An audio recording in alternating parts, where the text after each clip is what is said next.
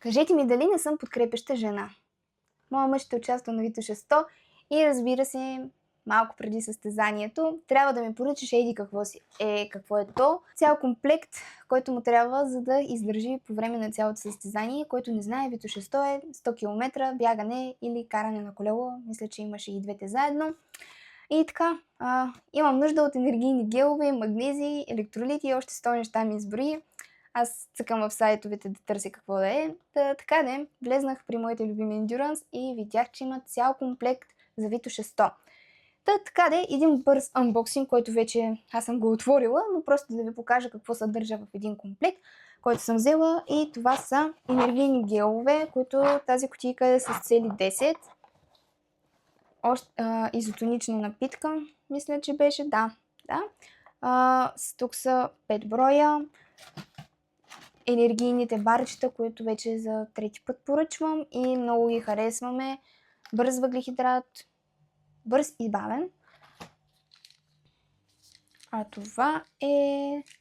Да, отново електролитен бленд. Магнези, тук са 10, даже 12 сашета.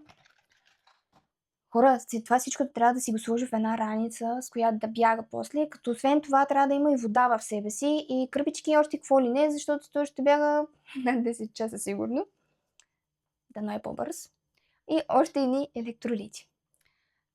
Това всичко необходимо за състезанието, като повечето неща той ги е изпробвал, а също. И като го видяхме, даже не се и замислихме, веднага го поръчахме. Все още има време, доставката е бърза, ако искате, поръчайте се, за да бъдете подготвени.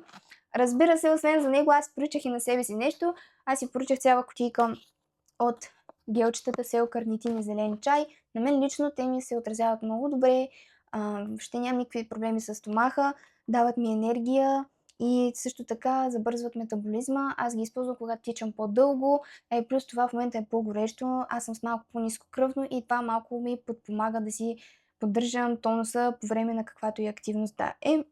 Разбира се, бъдете разумни във всеки един избор и нека да пожелаем на Митко късмет и успех на състезанието, но също така и на теб или който и да е, който също ще участва, му пожелавам успех на Витоша 100. Бъдете разумни. Между другото, имам и код за отстъпка Тони 10. Ако нещо ви е необходимо от сайта на Endurance, може да го използвате.